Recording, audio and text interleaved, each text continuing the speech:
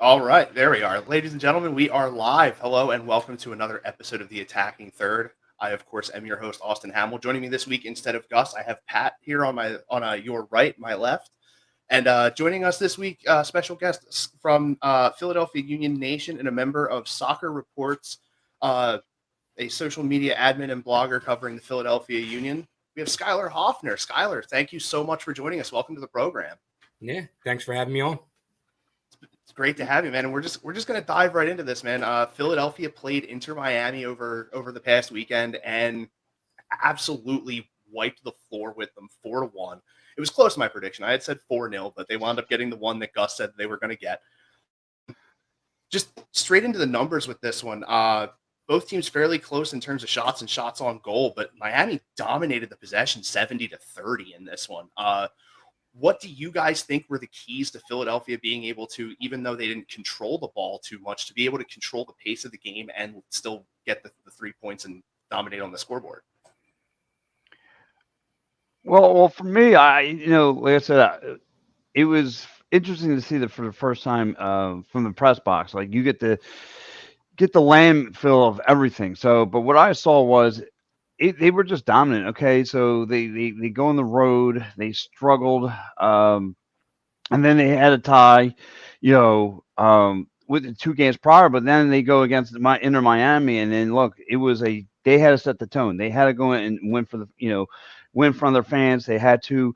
You got Glasses getting his first goal. We all said it with the nice set piece right there with the head goal right there. And then you have,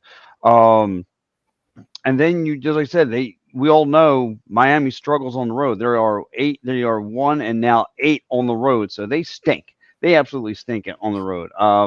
Like the fans were chanting on Saturday. They need Messi bad. They do. They need him bad. So, but again, the Union having a ball fire with them. They were trying to get some things going offensively. I will give Miami credit. They had a nice little defensive game early to me. But the Union once they found ways to get, in the net, it was all good for them. They were taking care of business. Obviously, you saw Carranza get on the scoreboard. He was struggling for the past few games of trying to find himself back, on the scoreboard. And here he is with 10 goals, third in the league in goals. So you have that going for him. Just like I said, a lot of good plays. Flack getting on the scoreboard again. Those guys were really, really moving the ball well. And like I said, come with some big key plays. And man, it was really, really nice for the Union. And then, like I said, for me, Miami caught the Union sleeping right at the second half, and they had a nice little play that looked really, really sharp where they had the defense shift to the left. They come out with the finally the Inter Miami wide open, Rob Taylor wide open, and he takes full advantage. Boom, and then after that, it was all Union playing tough defense again. To me, this game, I know we could tip our hat to the offense, but to me, I think Jim Curtin needs the nod here because he designed plays that put this team in win positions. Again, the defense, the offense, everything is run through him. And this guy, I'm telling you, look, we talk about the Phillies getting hot in the summer. The Union, this is where the Union get hot. The score. You got two playmakers like in Carranza and Gazak who play. Now, Gazak hasn't been on the scoreboard, but however, just his presence alone makes defenses really going to think of like what's he going to do. We have to keep our eyes on him as well. So that's what I saw. Yeah, you summed it up pretty much everything what I would have said. But the high press is what helps Union a lot. We can suffer a lot of possession at home because we're so good with that counter press. But that early goal by Glesnes just killed Inter Miami's just hopes, and they just couldn't get a shot off. They had all that possession, but they just couldn't get into the 18 and get a shot off whatsoever. And that's just a nod to our defense. Yeah, it really is. And especially when you think, not having Andre Blake, not having Damian Lau right now on Gold Cup duty, these guys really rallied around Joe Bendick and really made sure that not a lot got his way because, we saw how that Orlando match it went. And, there were a couple of balls that came in that you think that Gus himself even had said when we were talking about that if it was Andre Blake, at least one of those probably would have been stopped. So, having the defense be able to rally around Bendick the way they did in this match really showed, and it goes to show exactly like what this defense can do given the circumstances for sure. Absolutely, Gus. Also that's what I really, really saw. I saw this team played a very, very good, like you said, really, really help Hennick out. Like they were really protecting him. They were forcing Miami to shoot outside the net. They couldn't stop him whether they wanted to go to man coverage or zone coverage. They had a tough time getting around this Union defense. Like I said, only one goal got by. Again, right of the second half. That's where they call him sleeping a little bit. But after that, it was like a wake up call. Like Jim Kernan said in the press box, like, and I mean, I'm sorry, in the press conference, he really said, like, listen, like, we got to play better. Like, you're a 4-1 and you're complaining about wanting to play better. But again, you can see, like, even the little deficiencies that you have, he makes adjustments to. He figures it out. Like, okay, guys, listen, we can't really be, can't show no signs of fatigue. You got to put your foot on the throttle and keep going and just go all the way. So, like I said, I really, really like what I saw Saturday. Granted, it's the inner Miami. Granted, they're the bottom of the basement. They're 15th in the Eastern Conference. I get it. They struggle on the road. All the intangibles are there for them to certify that they're a bunch of losers until Messier gets there. But I mean, I get it. But look, this is a nice win for the Union, and the Union, we're going to come out, with a can of whoop ass. Let's call it what it was. Struggling the last two games prior, and then they come out huge with this W, which was needed. So I loved what I saw from the Union all around. Agreed. Yeah, 100%. And like you said, especially when if you look at the numbers completely all the way through, you would think that Miami got the better of Philadelphia. Until you get down to the very bottom, they not a single corner kick for Miami in terms of their attack. They did not generate a single corner. Very few set pieces throughout the entire game. Just overall, the numbers really, again, just like with that Orlando match, it tells a totally different story than what the actual play on the pitch was.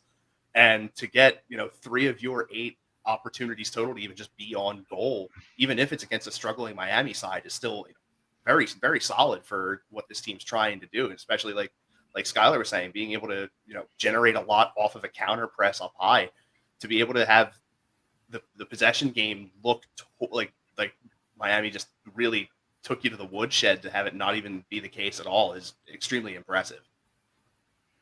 Right. And look, I mean, like I said, they were getting very, very creative. And now the only thing I didn't like about the game, Scholar, you can make the case too. The calls were a little bit ridiculous on Saturday night, and I couldn't tell you how many yellow cards I've seen go up in the air. Now the one Wagner I did see, he did shove one of the defenders in the back. I will say, yeah, that was a deserved call, but most of the calls on Saturday were. I was like, are you kidding me? We're going to stop playing like every 3 minutes here? What's going on? And I actually put a tweet out saying the Golden Globes for next year is going to go to Inter Miami. I mean, some of the song they were doing were some of the ones I've seen on Monday Night Raw. So, I mean, you tell me, what did you see from that too on Saturday?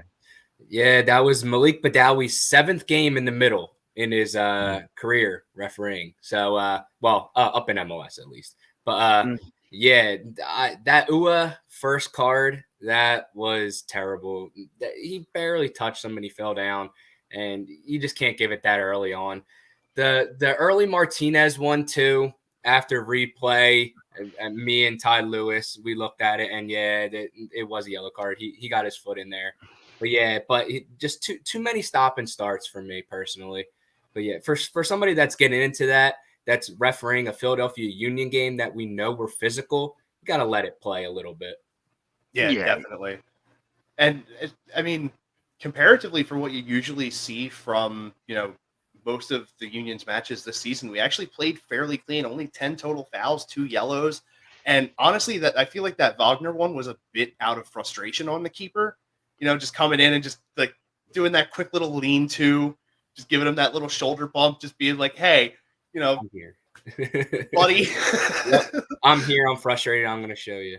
Yeah, and I feel like it's been a bit of a theme for Wagner's season so far, as he's becoming more visibly frustrated with a lot of things, and it happens. Just hope that it doesn't bleed through too bad. And that was probably the second time I've seen it get to the point where I'm like, okay, dude needs to calm down a little bit. Like, it's not very often, but especially in the early go of the year, he was consistently just like very, very frustrated. But just overall, just a very solid match by Philadelphia in this one. Almost exactly what you want to see, minus the one goal that Miami did manage to get, which was a very, very good play, to be 100% honest. So you can't really fault anyone for that. But again, just going back to these numbers, the pass totals: Miami 688, Philadelphia 301. So to be as effective as you were with as few passes as you had for Philadelphia is just immensely surprising for me, honestly, because a lot of the time we're passing over 400, round about 450, 460. So to be just barely over 300 is insane. Yeah. Go ahead. Yeah. No, like I said, and again, this game was trying to get a little physical. Again, my Miami was looking for the calls that they were trying to get. Some calls they were getting, but however, even like the free kick they were getting, it was still no value because how good the defense was. The defense was really, really solid. And going back to your point, Austin, this lockdown defense, man, that's what stood out to me the most. Okay. Jim Curtin obviously made it journal on the playbook. Like, okay, we're not going to have Andre Blake back there. So you guys need to do what you got to do back there and protect Bunnock. He's not Andre Blake. He's not that brick wall back there. But if you guys play a solid defensive game, it's going to put the opposition in a world of trouble. And that's what they did, man. Miami, like I said, just had no direction to go with the ball. Every shot that they take was wide to the left, wide to the right. They were not making much contact with Joe at all. I mean, Joe really, with that shield that was in front of him on Saturday night, he had really not too much to worry about. Yeah, and honestly, for a quick transition, speaking of shields, the Philadelphia Union just dropped their collaboration Marvel kit. What do you guys think? It's literally it's a Philadelphia Union kit with just Captain America shields all over it. Money. Yeah. That's all. $70, man. $70. I mean, it's cool because it's Marvel, but it's just like I could have been happy without it. Oh yeah, 100% agree. Yes. I don't think I'm gonna break the bank on a couple of these Captain America shirts. The thing that would grind Gus's gears is the player they used to advertise it was Yes. Gus was probably throwing a fit seeing that on Twitter. Yes, he probably was. He probably was going crazy, seeing my man Bedoya and rocking being the cover of the. There he is. He just checked in too. Oh man, Gus just checked in saying not Bedoya. Gus is probably going to get just because of Gus. Yes. But yeah, so Skyler, like I said, a great game back and forth, like I said, but ultimately the better team won. Now the Philadelphia Union still hold on to that fourth seed. And like I said, you take care of a bad team, you get yourself some momentum. I'm all for it. But let me ask you, my man Bedoya, not Bedoya, Al Barajo goes from being making money, get the contract extension, to now all of a sudden going to the All-Star game. What's going on with that? He's earned it over the past 2.5, 3 years. His play has just risen and risen and risen. Honestly, I thought he should have made it last year with the season he had. I think he had a better season last year than he is this year, but he's deserved it. He's been the Union's second best player this year, in my opinion. Yeah, really? I 100% agree with that statement. Yeah, without him, the Union aren't the Union right now in their counterattack and rushing back on opposing teams' counterattacks when we lose it at midfield. It's when you have Flock back there compared to Brujo, it's a totally different game. Yeah. The way that Brujo plays back there, when you see Flock in there, you can see that softness in the defensive mid where Flock likes to step back. Martinez will be like, you know what? Yeah, I'll go for it and just rush in on somebody. And you can always tell when that is missing. It's very glaringly obvious when Brujo's not back there running the defensive mid. I 100% agree. It's definitely well deserved for him. Hats off to him. He's had a very, very solid year. He had like Pat said, he got the contract extension. He also welcomed in another child to his family this year, and he gets the All-Star nod. So I mean, it's exactly what you would hope the trajectory would be for a player on this team, and a guy like a Jose Martinez to be able to just consistently have the play mildly elevate each year and be able to take that next step. And I feel like it's only a matter of time before, you start seeing more and more coming from this midfield here in Philadelphia. So Gus is now chiming in. He goes, if he just fixes his careless passes in the midfield, I am all in on him. Yeah, I mean, he'll have a few sometimes just have a little bit too much pepper on him, but it's more about the defensive prowess that I understand exactly why he got the All-Star nod, because it's Wayne Rooney assembling this squad, so that he definitely wants that grit that he usually used to get from like a Ryan Giggs type of guy. So he definitely a very smart choice on Rooney's part. Again, well deserved for Jose Martinez, and I mean, we probably would have had a few more if it wasn't for the fact that Gold Cup was going on right now. We probably would have had Blake in there as well. So, I mean, it could have been a lot worse. We could have had nobody. I mean, I'll definitely take Martinez for sure, just because of the play from this year, and coming off of that banger of a goal he had against Orlando too. So, I mean, it's just like the perfect wrapping to a season that's been going on so far for him. Yeah, I was calling him in my article the Brostery Brujo. I mean, because this guy, he's not afraid that he's. I mean, what I again, just seeing him up and close and personal. I mean, he's just not afraid of the chirp. I know the opposing players. He's the ball. He's fearless. Get on after the ball on both sides, offense or defense. You've seen it after he got paid. He takes that shot from my man had an old Madden shot from at least like 20 yards out. And he basically up in Tallahassee, he ripped that thing. Yeah, my man made some. He hit that beautiful goal. And again, this guy is just showing you what gritty. If you want to modify him to an upper deck, player from now in the Philadelphia Red, I would call him the PJ Tucker. I mean, he's like I said, he's just fearless. He goes after. He's not afraid of anybody. Like I said, he's not afraid to chirp with anybody. He's got that fearless. He don't care how big you are in the opposition. He's going to go after you. So, like I said, that's what I love about him. Like, he don't care. There's no fear in him whatsoever. Yeah, Gus tacking and sort of piggybacking off of what you said, saying he's from Venezuela. He can't be scared of anything here. No, not at all. So, so Skyler, I mean, is that how you're feeling? Kind of like that he really, really deserves it? Because, like I said, Gus is on the opposite, on the side of the spectrum. Right? He don't believe it. He doesn't think it. He thinks you could have went to somebody else as a first selection. How do you feel? I mean, Jim's been saying that the last 2.5 years, Brujo is the best defensive mid in MLS. And I would go on a whim and say half of MLS coaches would agree with that. He's proved it over the last 2.5 years. He's just grinded. He's gotten better passing. He has 3 assists this year. I don't know how much he had last year, but he's got 3 assists this year, halfway through the year. He's got that screamer of a goal. He's taking more shots, which is good. I mean, some of them he's going crazy high with him, but still he has that confidence. And like we were saying, he's on those counterattacks, he's getting back, he's using his muscle. He's just a confident player right now, and that's what you want to see in a defensive mid. Yeah, spot on. I mean, like I said, man, I love his gameplay. I love it. I mean, it's been a while since I've seen a Philadelphia player like that. And, a little bit since, like I said, PJ Tucker, so I love that kind of guy, that kind of attitude on the field, just like I said, and you're getting, all sorts of good compliment from your head coach, and you're proving why you got that contract extension.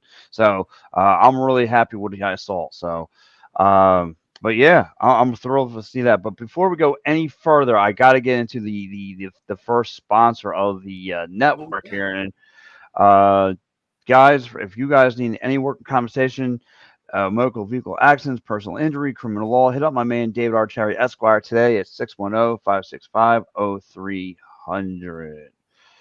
So, guys, that's on my man David Archeri Esquire. So, continue the conversation, my man Austin. All right. I mean, Gold Cup's going on. The U.S. men's national team played a 1-1 draw against Jamaica, and then just unloaded last night to a 6-0 win. A hat trick by Jesus Ferreira, and then 2 goals and 2 assists. Pat, I'm pulling at you right now. I can't pronounce the kid's name, and I feel like a jerk. Oh, I'm the king of butcher names around here. Dude, you really are, and I had it written down, and I lost the page. So let me just bring the that happens. Line up really quick. Mihailovic, sorry, Mihailovic getting 2 and 2.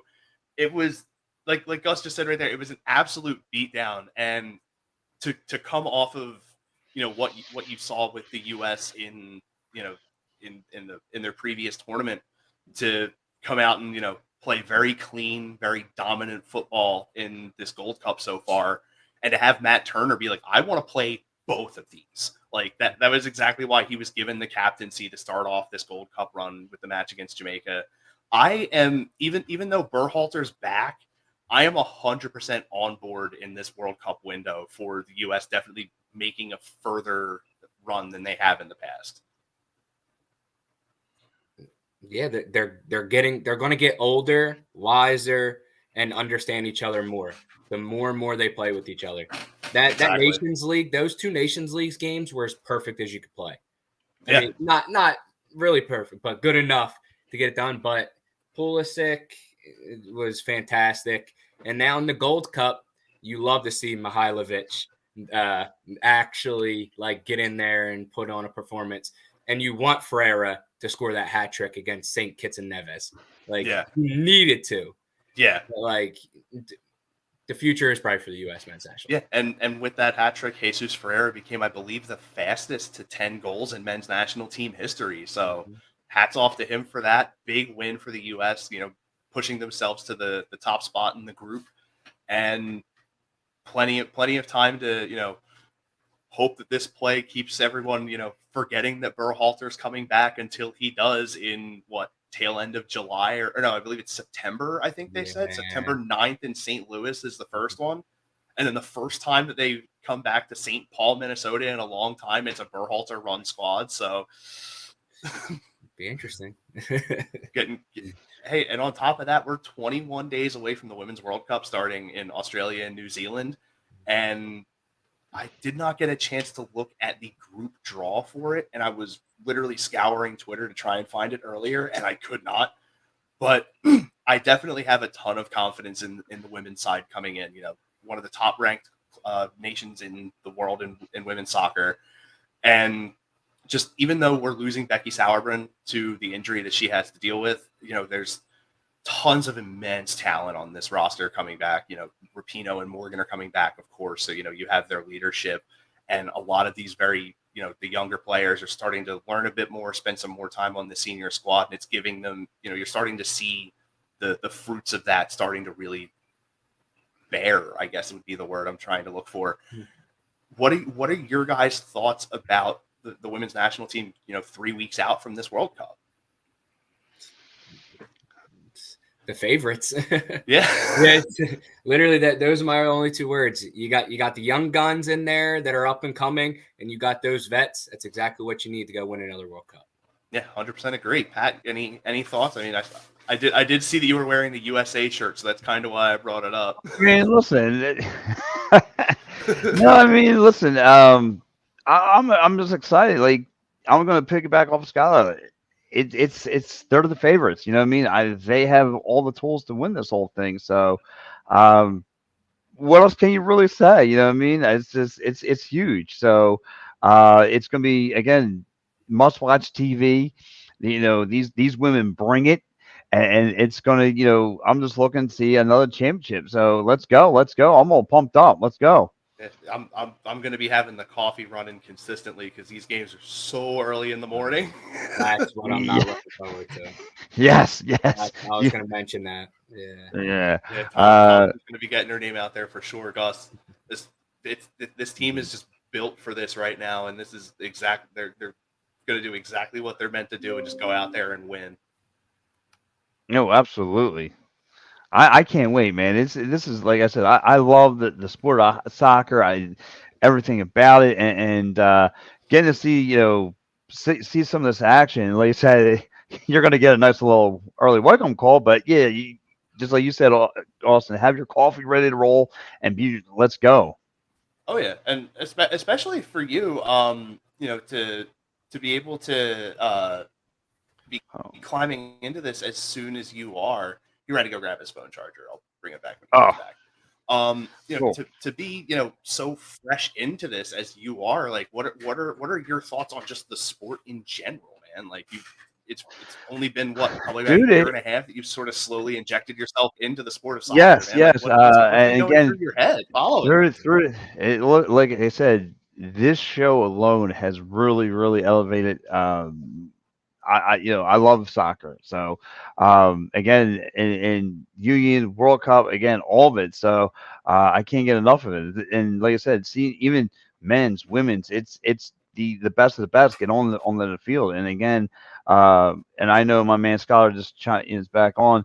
Skyler, I mean, did you real fast? I don't want to shift too much gears here, but did you catch that after the Union game, like that miniature? I guess I don't know what amateur soccer game was going Yeah, on. the what is it called? I think it's Copa or something like that. Yeah, yeah. Yeah, I was thrilled with it. Like, yeah.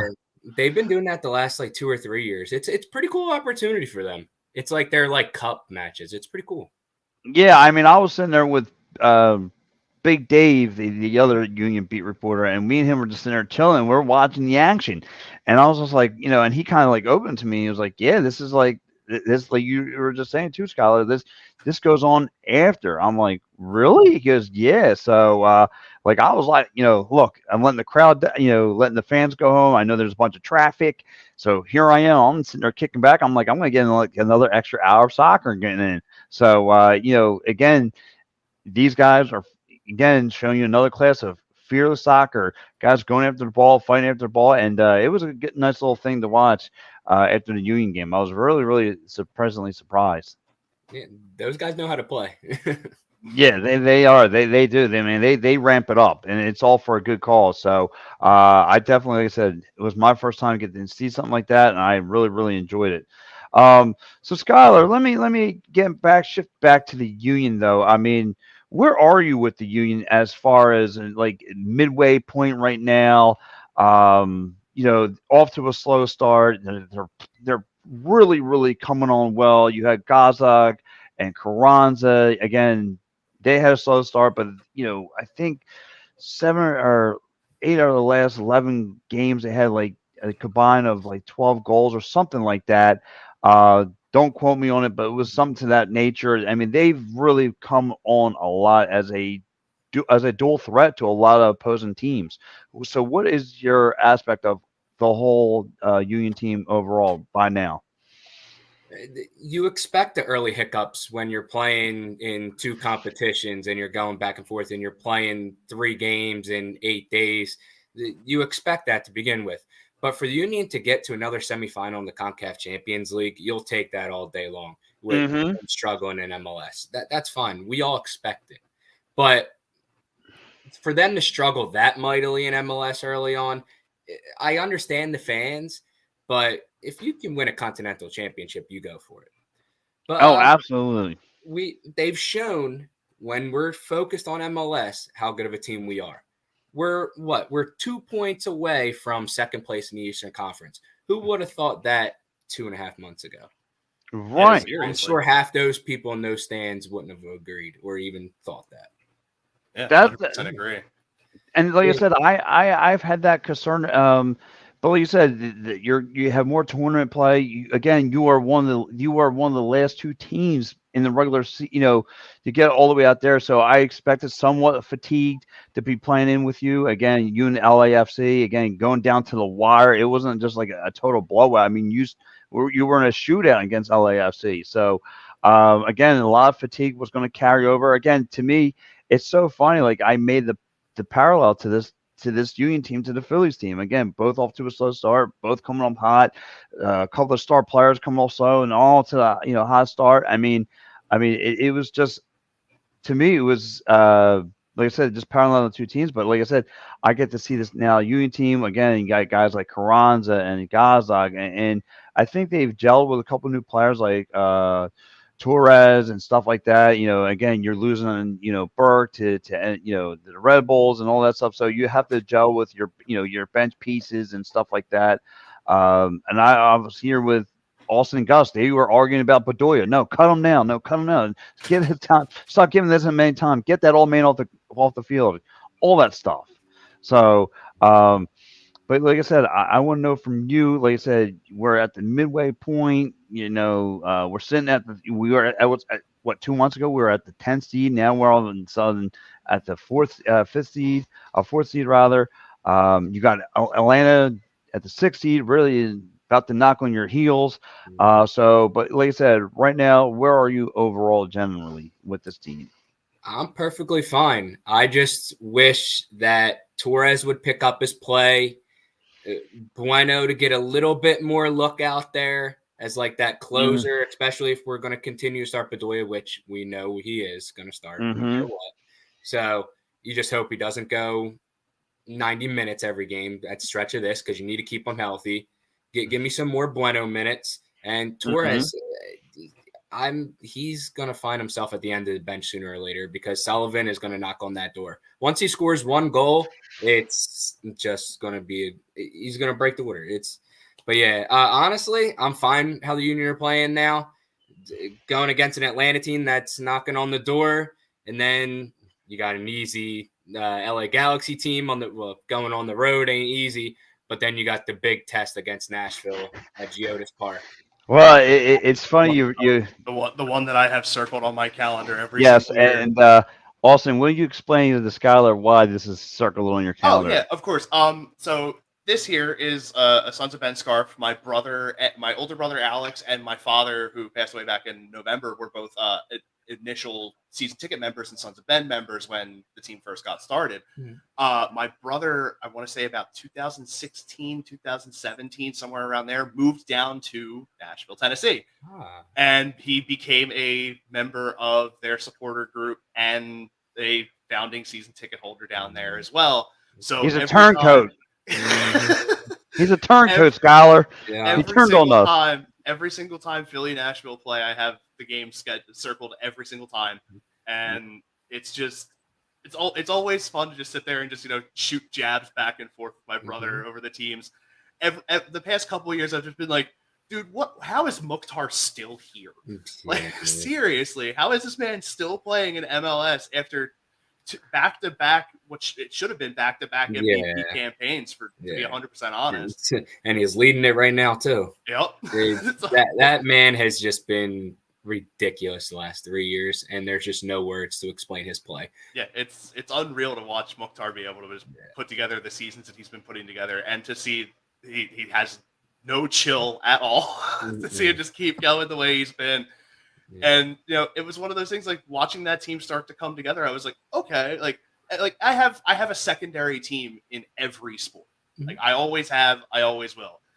Every other sport, it's a team from the other conference, so I don't have to worry about watching the position, watching that gap potentially close between the two.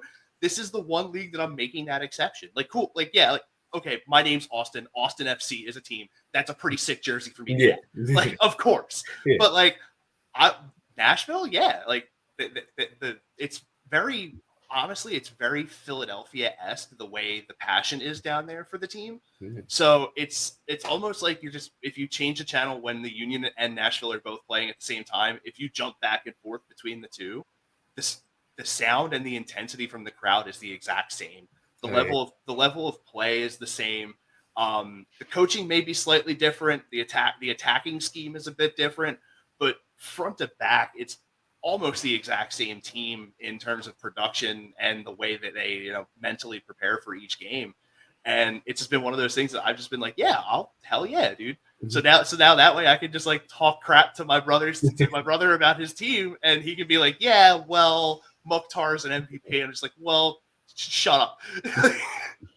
Well, hey, we had the MVP B on our team last year in Gosdog, so yes, we did 100%. Yes, yeah. Don't compare Philly to Nashville. They wish. Whoa, They beat them guys. 2 years ago in the playoffs. Yeah. I mean, a lot of people that I know that lived here in Philly moved down to Tennessee, Georgia, those kinds of places. So like it's a very very heavy influx of northeastern people in the central eastern part of the United States recently, and it just helps people from up here open their eyes to other styles of play potentially, just other teams in general. Like he moved down there, and I was like, I guess I'm gonna have to start watching Nashville Predators games so that way I can keep up with them on talking about it.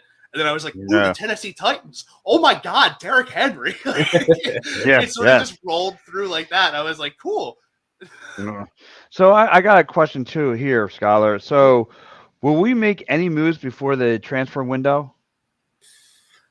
You would hope a backup striker, but does Ernst have it in his bag to go find one? I mean, he probably does, but are we going to spend the money? Is Sugarman going to give us that money to go do it? Honestly, we need it, but I think we stand pat, sadly. Yeah, I 100% agree. If anything, I think we sell Carranza with a loan back, if anything. Really? Yeah. If the money's there, he will do it before he drops in price. Yeah. Like, God forbid something happens and he just drops. If the money's there and we can get a loan back until their season starts, I'm fine with that. Okay. And especially, looking at, Minnesota United getting Timu Pukki, you hope that there's at least something that's potentially in the works. Yeah. As long as it doesn't involve like a key guy for us leaving personally, like, please don't let Wagner go, please. But here's the thing with arrivals the last few years, they don't integrate to the squad enough to even make an impact at all. We've seen it with Andrew Wooten. We've seen it with Davo. Like we've brought in plenty of strikers in the past. It haven't worked out middle of the season. You just cannot acclimate to MLS that quick to go on an MLS Cup run. You just cannot, especially how Jim Curtin coaches. Yeah, the level is just too extreme to have to climb up to meet in such a short period of time. You got to fight through 3 guys just to get backup minutes right now. Absolutely. Yeah. So Gus chimes in and goes, history has that we don't spend the money, but what about McGlynn? It depends. He's definitely going to probably be transferred within the next year. But I don't think he gets transferred right now. You would hope not. Yeah. You got a aging Bedoya. You don't really got any other attacking flankers on your roster right now besides Prey, and he's on the end of the bench right now. So you're not getting rid of him right now. So it's McGlynn or nothing. Yeah, honestly, they're fielding offers 100%. Jim's already said there's scouts like coming and showing their support for him. So it'll be interesting to see what happens with him. Oh yeah, for sure. Absolutely. So like I said, this Union team, like I said, I get it. Like me, right? Or like a lot of we got that Philly mentality. Like we want to see from what they were last year. They want to be number 1 seed. They only had a couple losses. Again, they were steamrolling a lot of people. You're really just nitpicking what what deficiencies they could have had, and they solved it. They took care of business. Again, they make a long stretch run all the way up to the cup, just falling short. And then, like I said, now this year, they're off to a slow start, but like I said, they're getting hot at the right time. You're taking care of a lot of teams that are in front of you, good or bad. And then all of a sudden, you head now Atlanta prime time. This is going to be on Fox. I can't wait. I can't wait because, like I said, 4 o'clocker. This is usually like my football time. So this is if you're having a Fourth of July barbecue, you're racking up all your hot dogs, whatever. This is going to be kind of to that extent. You're going to be just chilled out. You're going to want to watch Union and Atlanta. Now Atlanta is 6-1-3. A little bit tougher at home than most teams to deal with. Again, one thing about those San Jose Earthquakes, they were tough at home, and they beat us just by a nose hair. Do you see the Union, like I've asked Jim Curtin this, how's this one going to shake out? I mean, they're literally just about to breathe down our backs. They want to beat us again. How do you feel about this, Skyler? Yeah, they're strong at home. Like you said, they've only had one loss in 10 home matches so far this season. But the one thing that I see is their weakness. They concede a lot. They've conceded 35 goals in 20 matches so far this season. If the Union can get that first goal on the road, they should earn a point no matter what. Because we'll bunker down. We're probably going to play defensive to begin with. You get that one goal, you bunker down a little bit, and you just try to earn that. I have a 2-2 draw. That's what I really. And yeah, I think you got Joe Bendick in there on the road. You're probably going to concede at least one. Something's probably going to happen fluky, like we've seen in the past. So yeah, I have a 2-2. Yeah, I have a finishing either like a 1-1 or 2-2, or like one team just manages to get one in the waning seconds. It's like you said. Atlanta concedes a ton, regardless of home or on the road, and they've just been getting being able to just get by and be able to get the wins at home every single time. And it's only a matter of time before the break happens, because they've been bending a lot. They really have. And fingers crossed that break happens on Sunday again when they welcome Philadelphia, because man, would it be good to be number 2 of teams that have beaten Atlanta at home. Woo. It would be nice. It would be nice. Like I said, it's a tough place to play. And like I said, Jim Curtin's going to be ready to go. He's going to have this team ready to lock and load.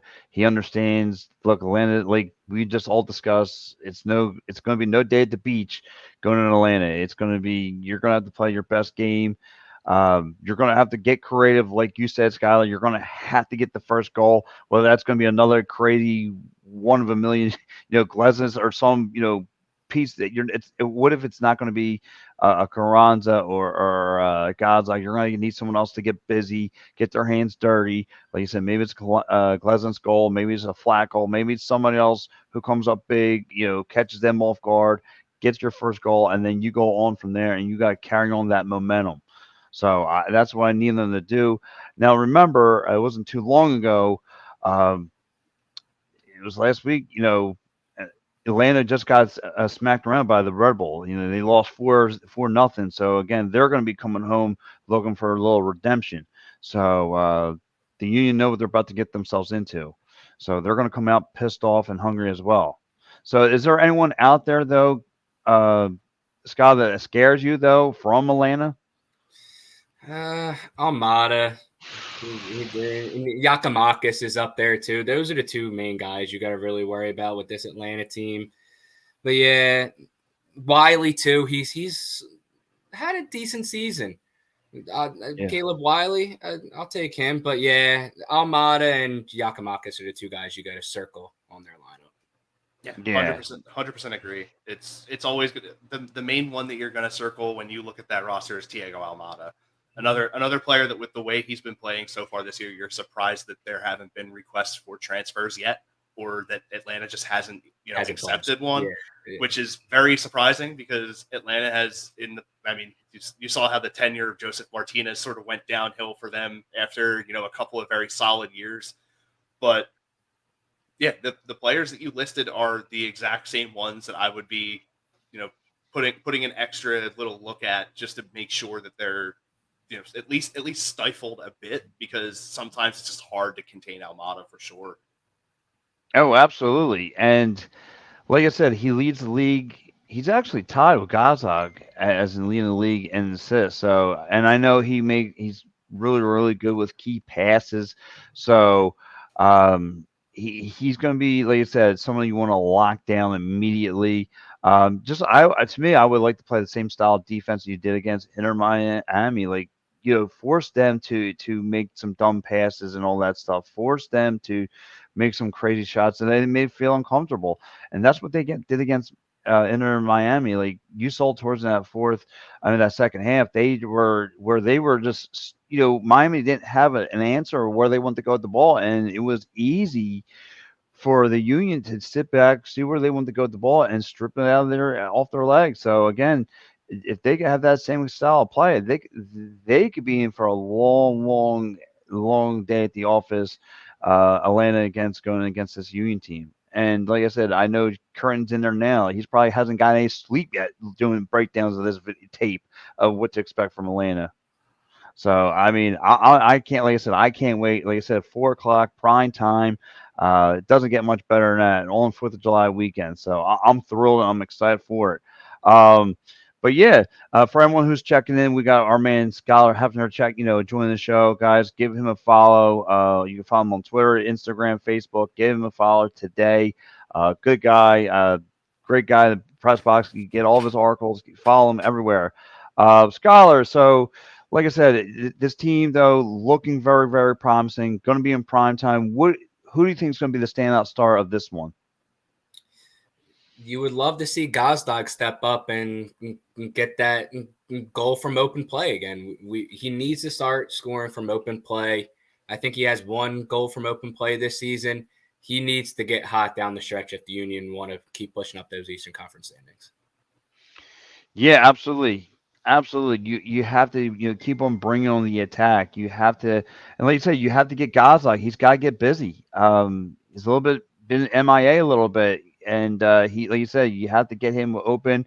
And Curtin might have to go back to the drawing board and figure how he can get him in hindsight and get him on the board. Now, like I've noticed it in the 2 months prior to this hot streak they went on, I noticed a lot of defenses they adapt to him. It's they bring the 2-on-1s and they trying to shut him down immediately. Yeah. So they realize he's going to be a problem out there now. And like I said, the good news is you got that 1-2 punch with Julian Carranza, and he's deadly finding the back in that as well. Yeah, he's been pushing 2 back into the midfield third to get the ball, and that's not what we need from him. We need him pushing up. We need Brujo bringing the ball up and getting it to Gazdag so we can send those through balls to Carranza, Nua, like we see all the time. When he has to come back at the midfield circle and get the ball, that's not how the Union work. We've seen that too many times this year. Yeah, you can just tell that he doesn't feel as comfortable with his back to the way he's supposed to be going when he gets the ball, especially, like you said, when he gets towards like the center line.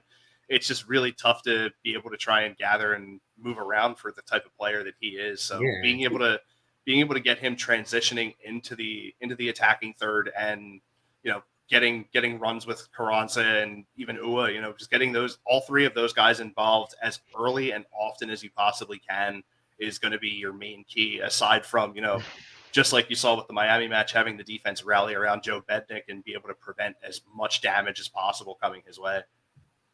Agreed. Well, listen, guys, too, if you guys want to go do, want to go for a good time and want to know some Philadelphia former athletes go here. I know this is a little bit of an older graphic, but, listen, guys, go to Dolan's Bar today or tomorrow, rather. It's a little late right now, unless you want to go for an after party. But anyway, Dolan's Bar, some Philadelphia athlete comes walking in there.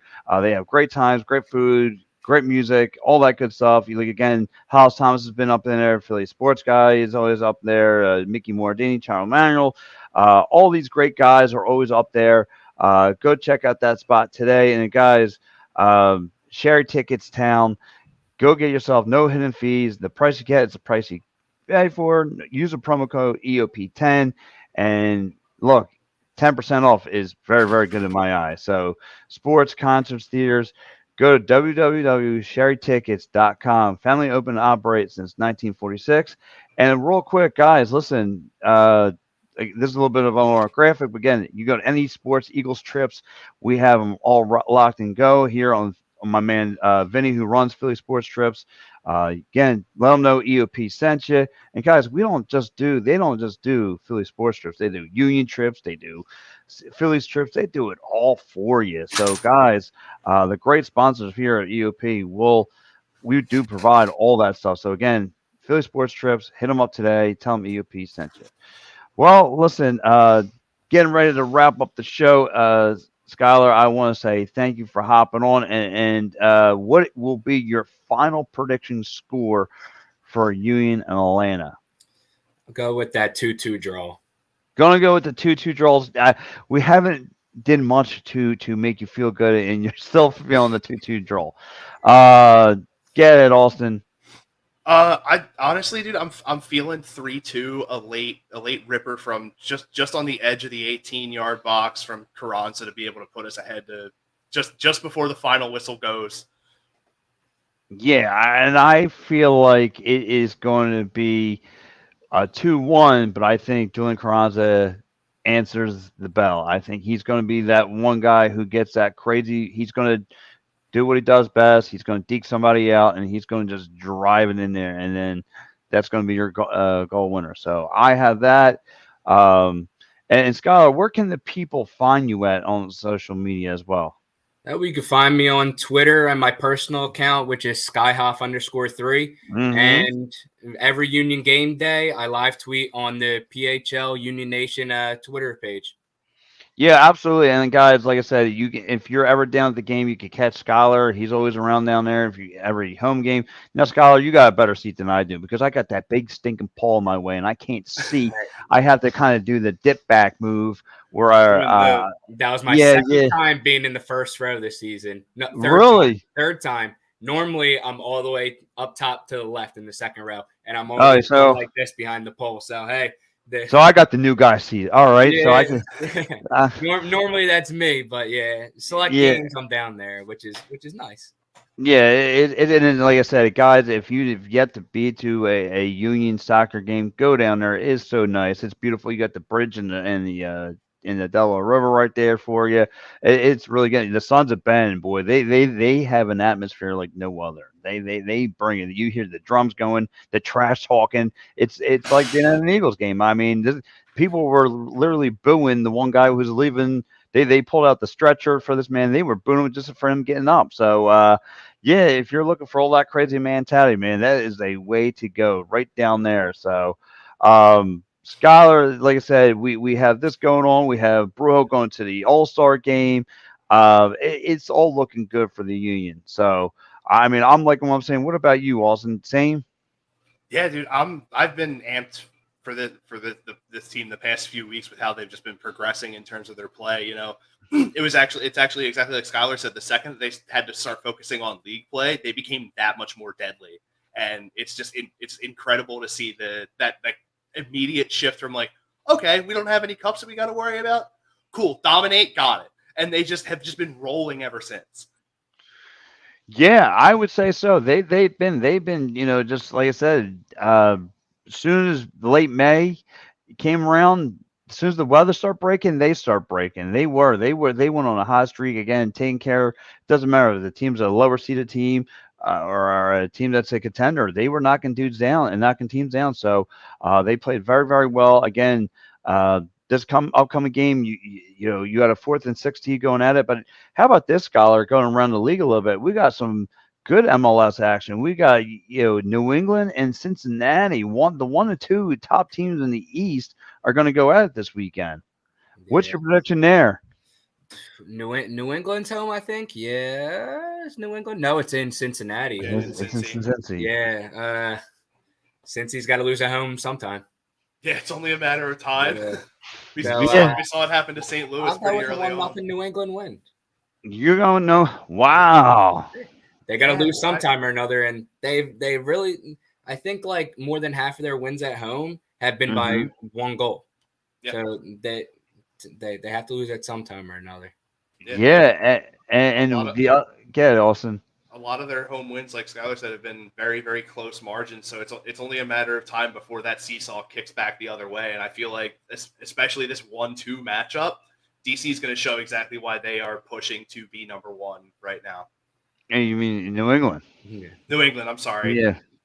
Yeah, you're The same, it's well, the same. It's the same color scheme, It's an and East I. yes. team. Yeah, Yes, yes, yes. it's one of those teams that whenever I say Philadelphia and then everyone else, they're in everyone else. Yes. And the other big matchup going down, Seattle and Houston. Uh, that looks like it's going to be a good one as well. That's going to come on a little later at 10:30.